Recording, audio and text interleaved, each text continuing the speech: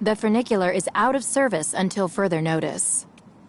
Why not have a seat for a bit in the waiting room?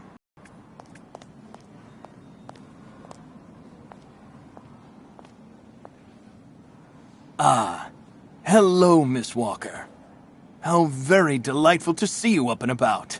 Even if I really have to admit that I'm a bit surprised, our dear Dr. Olga painted a far darker picture of your current state of health.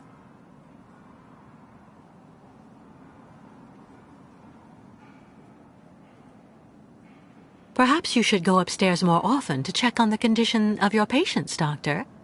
You would see for yourself what Olga and Dr. Mangling are putting them through. Good Lord. What do you mean? You need to understand that Olga isn't the virtuous doctor that you seem to think. That woman spends all her time looking for unbelievable problems in her patients and makes diagnoses that she justifies through bizarre tests with systematically skewed results. And that's not to mention the treatment she's putting poor Kirk through. Listen to me, Miss Walker. I know that waking up after a prolonged period in a coma is difficult. In such a context, anxiety attacks are very normal. But please, do not project it onto Dr. Olga. I'm not getting any younger, you know, and running this clinic is a very heavy burden. The last few years, Olga has shown she is capable of assisting me. I have every faith in her. But... The subject is closed, Miss Walker. But let me tell you that your insistence is misplaced. It corroborates, I'm afraid, the conclusions in your psychological assessment. As you like, Doctor. Please tell me about that pendant you have around your neck. I must admit I noticed it as soon as you walked in.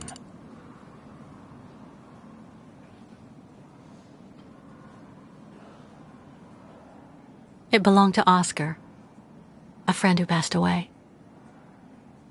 I understand, Miss Walker. I myself have borne the weight of grief for decades now. Wearing a token from someone dear to you is a natural thing. Dr. Zamiatine, I promised Kirk I'd go to the craftsman in Valsambor and bring back his mechanical prosthesis. The poor boy has been waiting for it for ages, so I'd like to try to speed up the process.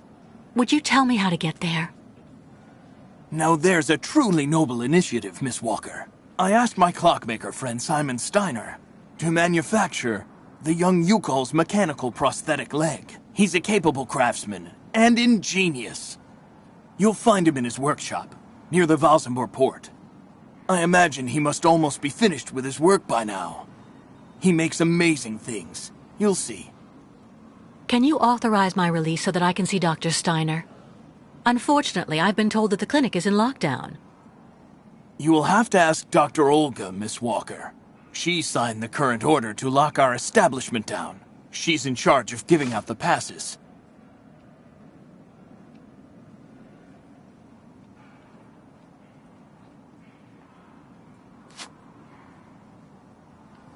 This book should answer any of the questions you may have about our Yukol's friends. Farewell and bon voyage, Miss Walker.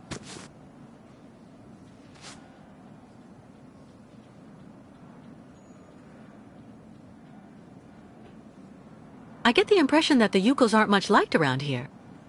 It would seem that most of the inhabitants of Valsambor are now quite hostile towards them. This wasn't the case a while back, you know.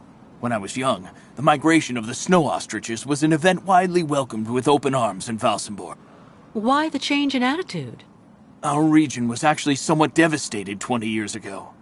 Dramatic events changed the way people viewed the world. The people turned inward on themselves. They are less welcoming. And the fact that the Yukols have been stuck here, next to Lake Valsambor for several weeks, hasn't helped. Why did the Yukols ask you to heal Kirk? On each of their migrations, the Yukol shamans and I have exchanged medical knowledge. Their trance therapy and materia medica have provided astounding results for my patients affected by psychological afflictions.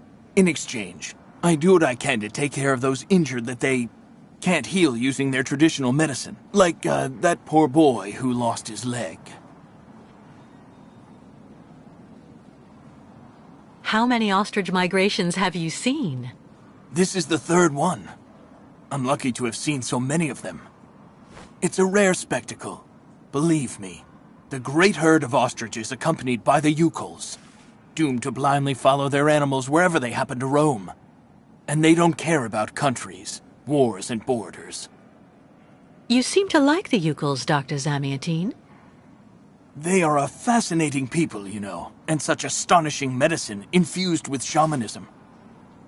Without which, no doubt you would have never arrived in this clinic alive, Miss Walker. It's really necessary for me to ask Olga's permission to leave? You're the director of this clinic, after all. Olga is my right-hand woman. I can't keep her uninvolved in current matters, Miss Walker. She is also currently your doctor. You should really talk with her about it. She isn't as evil as you seem to believe. You'll find her in her office, most probably.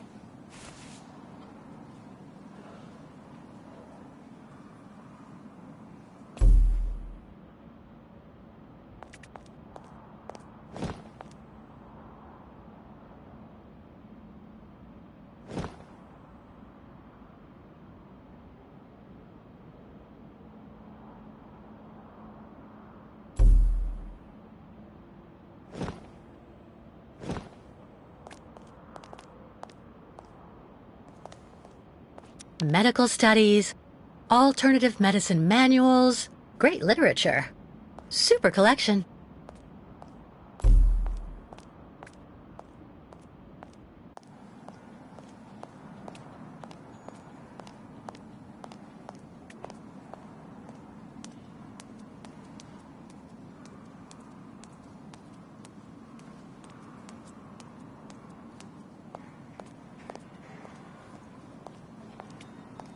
I've been waiting for my appointment for hours.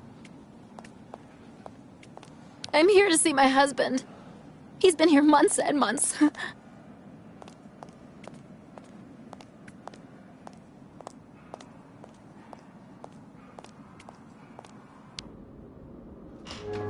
The American is awake. You must hurry, Colonel. How is she doing? Fine, apparently. She is docile for the moment. This may not last too much longer, I'm afraid. And what about the tribe of nomads?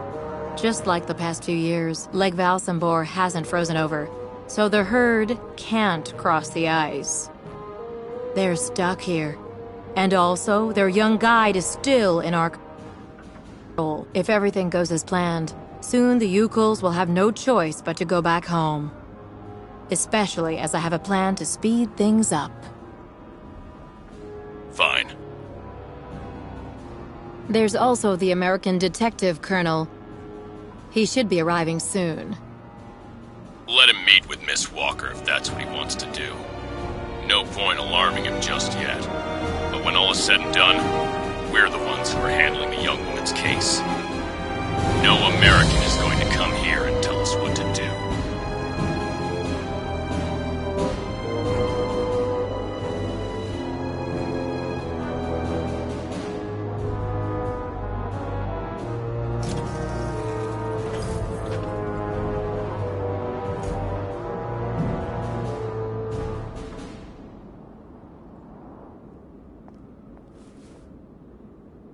What?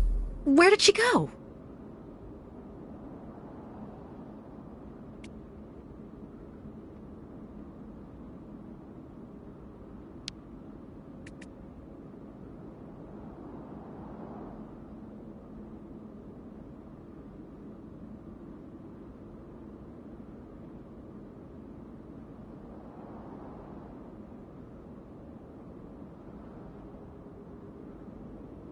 Hello, Miss Efimova.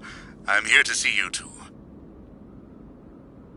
Kate Walker, it really is you! What a coincidence. I've been looking for you for weeks. Mr. Canton, I presume? Ah, I see that my reputation precedes me. Miss Efimova must have told you I was coming. No, I just now learned of your ago. My employer in New York informed me that he was going to stick a detective on my back. I don't like to boast, but I'm the best detective on the East Coast. Never a problem with me. I've been asked to bring you back home safe and sound, Miss Walker. I should be in Valsambor in a few hours.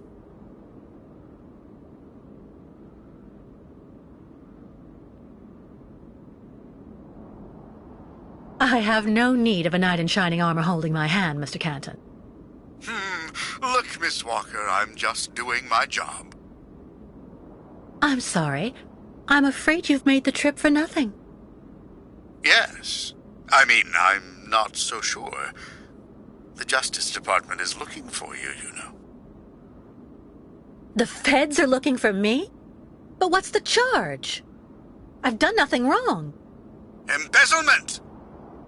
Apparently you took off with a contract for the sale of the Clockwork toy factory in Vorarlberg. And you took advantage of the seller's senility. You're even suspected of being responsible for the death of one of them, a Mr. Hans Vorarlberg, the last heir authorized to sign contracts with the company you represented. That's not negligible. You know, Miss Walker. This is completely ridiculous. And as far as I know, you aren't authorized to represent the Justice Department in this country. You're just a detective.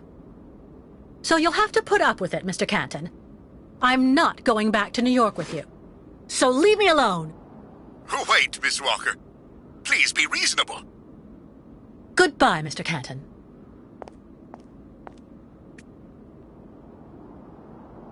All sorts of sedatives and tranquilizers.